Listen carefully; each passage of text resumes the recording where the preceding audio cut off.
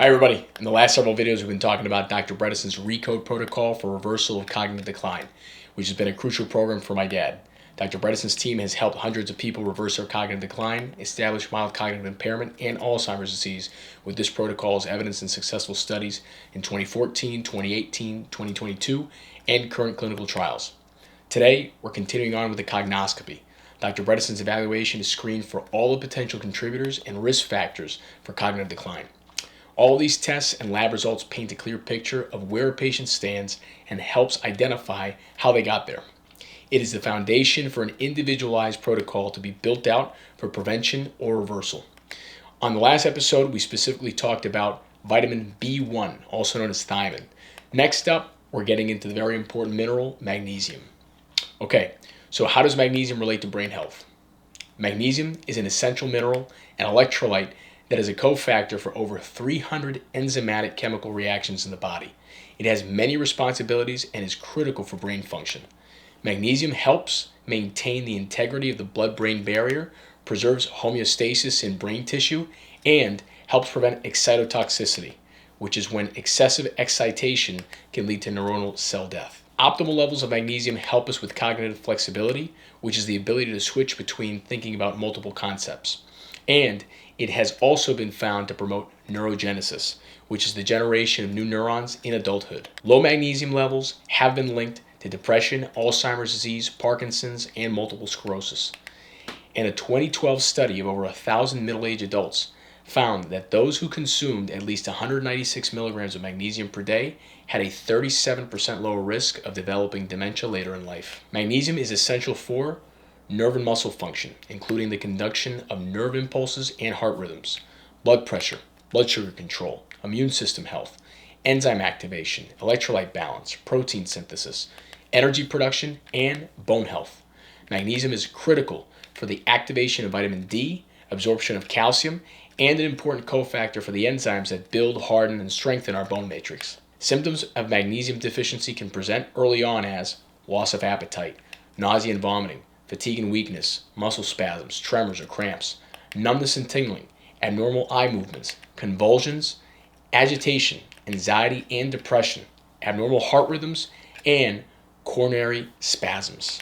Magnesium deficiency is no joke, but most neurologists, or any doctors for that matter, don't really test for magnesium. To support healthy cognition, Dr. Bredesen wants us measuring magnesium in our red blood cells, where most of it resides. This produces a much more accurate reading than measuring it in the serum. For optimal cognition, Dr. Bredesen wants our RBC, red blood cell magnesium lab values to be between 5.2 and 6.5 milligrams per deciliter. To get our magnesium levels into optimal ranges, we first need to know how deficiency can happen in the first place. Common causes for magnesium deficiency have been not getting enough in the diet, medications like diuretics, proton pump inhibitors, chemotherapy, and some antibiotics can reduce the body's ability to absorb magnesium.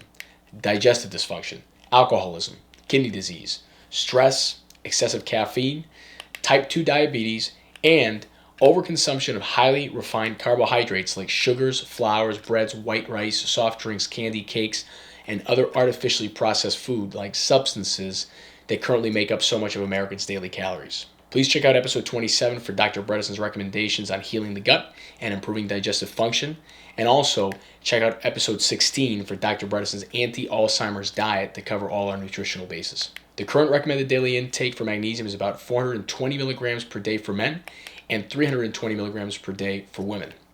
And the highest magnesium concentrations can be found in foods like leafy green vegetables like spinach, Swiss chard, kale, and collard greens, okra, broccoli, pumpkin seeds, chia seeds, almonds, chickpeas, black-eyed peas, dark chocolate, and even salmon. Because digestive dysfunction has become more prevalent and the average nutritional value of our food supply has also diminished, if magnesium blood levels are suboptimal, Dr. Bredesen recommends supplementing with a special form that is well absorbed and can actually cross the blood-brain barrier called magnesium L-threonate. So, to recap, Dr. Bredesen's optimal magnesium blood lab range is RBC, red blood cell magnesium, at 5.2 to 6.5 milligrams per deciliter. A 2023 study published in the European Journal of Nutrition found, when doing MRI imaging, that the participants who consumed more than 550 milligrams of magnesium a day had higher brain volumes than those participants who only consumed about 350 milligrams of magnesium a day.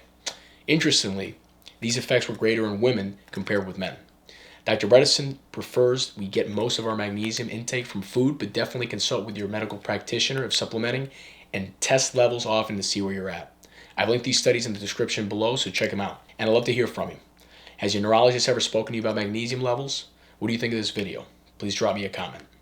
If you found this information helpful, please feel free to share this video with anyone you think it could serve. And please like and subscribe as it helps our community grow. And remember, I'm not a doctor. I don't have a PhD. I'm a caregiver and citizen researcher on the ground helping a loved one, someone just like you. This information is for educational purposes only. Please consult your medical practitioner before implementing any changes. Thank you for watching. My dad thanks you. I hope these resources are helpful to you and your family, and see you in the next video. Thanks.